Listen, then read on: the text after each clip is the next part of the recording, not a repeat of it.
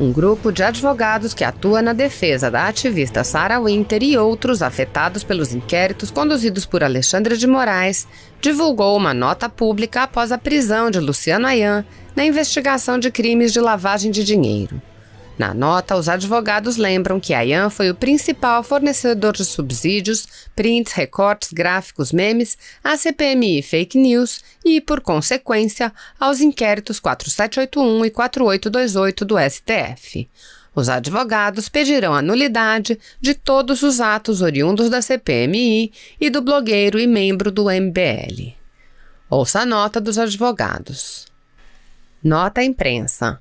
Diante das gravíssimas denúncias do Ministério Público do Estado de São Paulo no procedimento investigatório criminal número 31 de 19 contra diversos investigados e o blogueiro Luciano Ayan, principal fornecedor de subsídios, prints, recortes, gráficos, memes, a CPMI das fake news e, por consequência, aos inquéritos 4781 e 4828 do STF, a defesa de Sarah Winter informa que irá requerer imediatamente a nulidade de todos os atos oriundos daquela CPMI e do aludido blogueiro e membro do MBL e seus imediatos arquivamentos.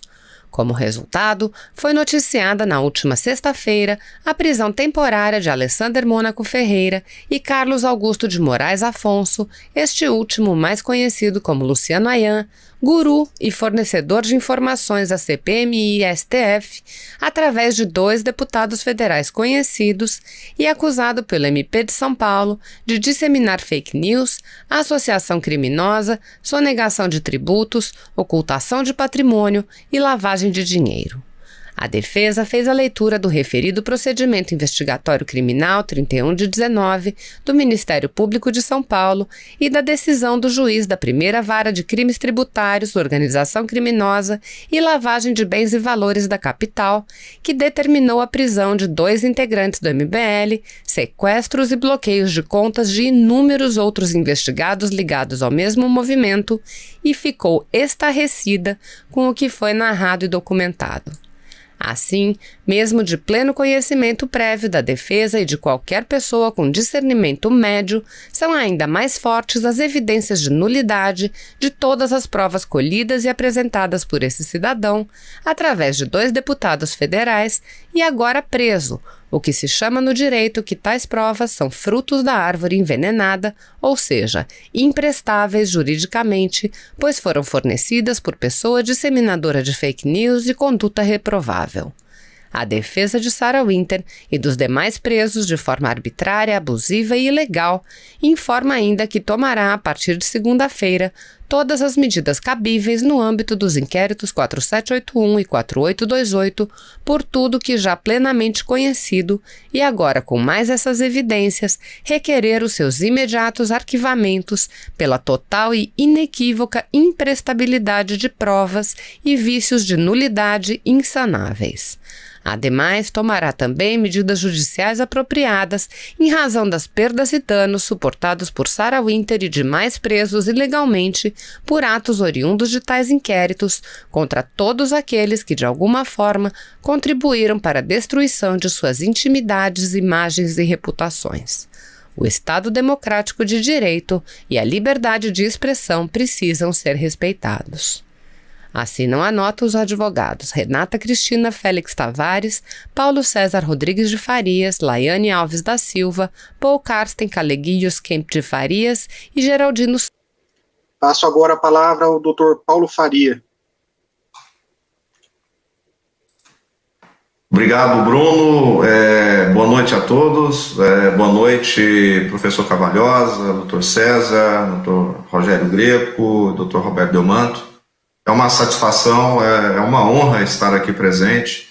E, na realidade, a minha presença é para corroborar essa brilhante explanação das ilegalidades e ilicitudes praticadas no âmbito desses 2 inquéritos, especificamente o 4781 e depois o seu filhote, que é o 4828.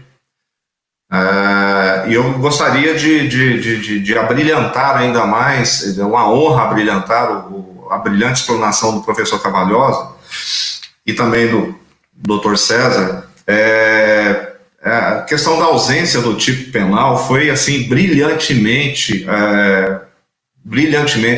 comentado pelo professor Cavalhosa, porque nós estamos diante de algo inusitado no Brasil, né, em termos penais, porque são pessoas sendo presas por crimes de opinião, por exercerem a liberdade de expressão e sem crime. Ou seja, não há um crime imputado a essas pessoas, senão a ideia de crime político. Porque, veja bem, no caso específico de uma das investigadas, que eu faço parte da defesa de Sarah Winter, e é com muita honra que eu faço parte dessa defesa, porque o que nós estamos defendendo é a liberdade de expressão. E nesse caso especificamente da questão constitucional, foi criado, até o professor César, o doutor César também falou, foi a questão do foro de prerrogativa. Por quê? Criaram um foro especial para a grande maioria dos investigados do inquérito 4781 e do 4828, ambos sigilosos, que não está na Constituição, no artigo 102. Então, assim, a ofensa à Constituição, não apenas aos preceitos, direitos fundamentais, como a ampla defesa, a própria dignidade da pessoa humana, a presunção de inocência, tão discutida no âmbito da Suprema Corte nos últimos 2, 3 anos, por conta da prisão de um ex-presidente que, condenado em 2 instâncias, ainda alega inocência, e porque ainda não transitou em julgado, de acordo com a Constituição Federal. Então isso tudo está sendo jogado ao lixo. Porque o inquérito 4781, especificamente no caso no caso de Sarah Winter, por exemplo, foi porque ela disse uma frase de uma linha e ela foi incluída no inquérito das fake news. Uma frase de uma linha mereceu ser incluída nesse inquérito. Então, assim, é impressionante como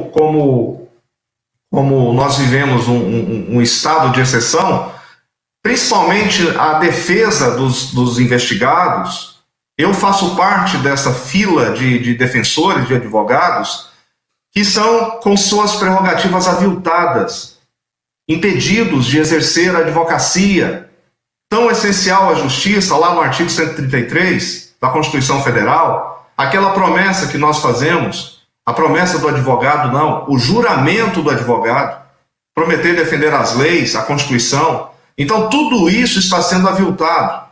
E o que é pior, com a omissão da Ordem dos Advogados do Brasil.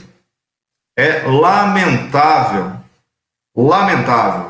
porque nós, advogados, não tivemos acesso ao inquérito 4781. A operação mestra de busca e apreensão que ocorreu no dia 27 de maio, até hoje, foi uma escolha do relator determinar que somente o apenso 70 fosse entregue, impresso dentro de envelope.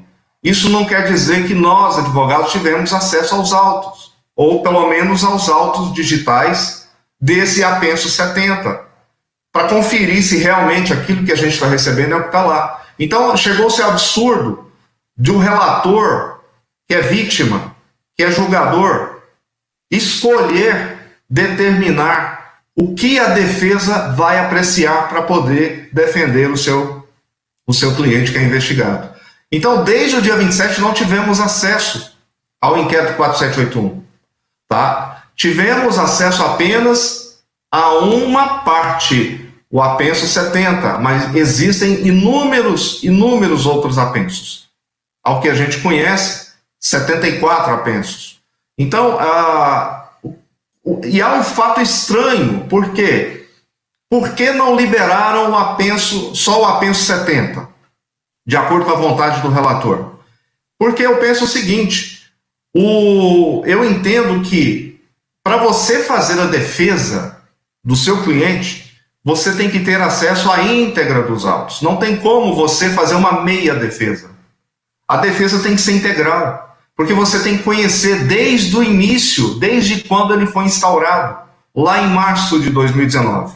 Aliás, a delonga de tempo aí também deve entrar para o Guinness Book, como o inquérito do fim do mundo, como diz aí a mídia, e o próprio ministro Marco Aurélio corroborou lá no seu brilhante voto, vencido 10-1.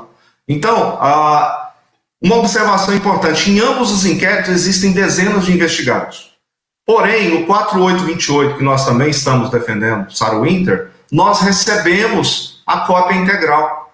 Agora, o inquérito 4781 nós não recebemos só o apenso 70, que foi o apenso autorizado pelo ministro relator do inquérito. Então, isso é ofensa à prerrogativa, isso é ofensa à Constituição.